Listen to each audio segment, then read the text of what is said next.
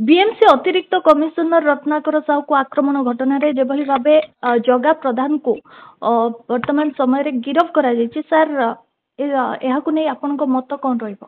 जगन्नाथ प्रधान को गिरफ्तारी करा जिवो एहा आगुरु सूचना मिलुथिला पर दिन राति रु गोटे दिन पूर्वरु ए संपर्क रे कल्पना जल्पना जारी रहिथिला जेतबेले जगन्नाथ प्रधान तांकर समर्थक मानक सहित पार्टी ऑफिस को भारतीय जनता पार्टी रो स्टेट ऑफिस को आसीथिले बहु समय धरी वर्तमान सभापति श्रीयुत मनमोहन सामल सहित आलोचना करथिले 2 घंटा धरी तांकर ऑफिस भितरे थिले किंतु परवर्ती समय रे पुलिस कड़न भितरे आसीथिबा श्रीयुत जगन्नाथ प्रधान पुणी घर को फेरी जाइथिले। गत काली दिन तमाम ए संपर्क रे कल्पना जल्पना जारी रहिथिला। ओएस ऑफिसर एसोसिएशन नछोड़ बंदा थिला। ओडिसा रो प्राय अधिकांश जगार ओएस ऑफिसर माने काम छाड़ी देथिले। चाप बढ़ी बढ़ी चलीथिला। शेष रे बाध्य होई सरकार गत काली विलंबित राति रे जगन्नाथ प्रधान को गिरफ्त करिसंती। से कोर्ट रे से थाना रे आत्मसमर्पण करथिले एवं परवर्ती समय तांको गिरफ्त करा जाई कोर्ट चालान करा जाइथिला। एतरु केतोटी कथा स्पष्ट होउची जे जेतबळे चाप अधिक आसुची सेतबळे कठोर निष्पत्ति नवा पाई सरकार बाध्य होउचंती। यार गुटे बड़ धरणर प्रभाव रही कारण भारतीय जनता पार्टी रे अनेक तुंग नेता अछंती जो माने जगन्नाथ प्रधान को गिरफ्तारी विरुद्ध रे थिले। से माने चाहू नथिले जे जगन्नाथ प्रधान गिरफ्त हुंतु बोली किंतु परवर्ती समय जेतबळे चाप बढ़िला मुख्यमंत्री इमेज को नहीं गुटे बड़ प्रश्न आसिला सेतिकी बेले सरकार एभली निष्पत्ति नेले। आपण जानिचंती राज्यपाल पुओ मामला रे जा गोट वर्ष घटीथिला राज्यपाल पुओ गवर्नर हाउस रो जने कर्मचारी को खराब व्यवहार करथिले माड़ मारिथिले किंतु तांको विरुद्ध रे कोनोसी प्रकार रो एक्शन हेई नथिला।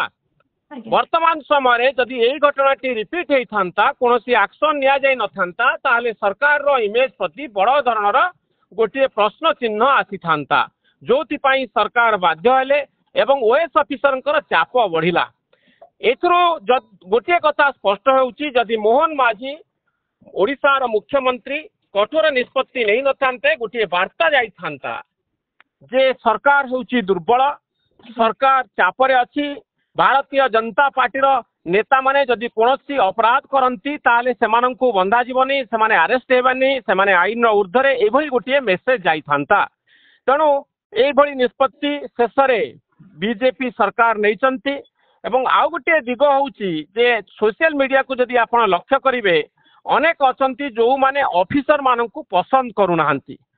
आपण देखिबे जे ऑफिसर मानकर कार्यकलाप को नेकरी सेमानकर लांच कारबार को नेकरी विजिलेंस रेड हेची अनेक गिरफ हेचंती सेही सब कथा सोशल मीडिया रे लेखा जाउची। तेणु जगन्नाथ प्रधान जेहेतु ऑफिसर को माड़ मारिबा घटना रे गिरफ हेचंती कन्स्पिरेटर हिसाब रे षडयंत्रकारी हिसाब रे अनेक अछंती जो माने जगन्नाथ प्रधान को समर्थन करूछंती। एतरे गुटे बड़ धरणर डैमेज जगन्नाथ प्रधान हेला बोली मु कहिबी नाही। तेणु जेतबळे से जेल रू फेरिबे आपण देखिबे फुलमाला पकई बड़ धरण रैली भुवनेश्वर रे हबो एवं लोकंक स्वार्थ पई से लडुचंती। एही भली जणे नेता होचंती जगन्नाथ प्रधान सेही भली गोटे मेसेज साधारण रे दिया जिवो एवं आ परवर्ती समय रे जहा जना पडुची गोटे बड़ धरणर पार्टी भितरे अंत कंदल देखा जाई पारे। नेता और नेतांकर गोष्ठी भितरे गोटे बड़ धरणर अंत कंदल देखा जाई पारे।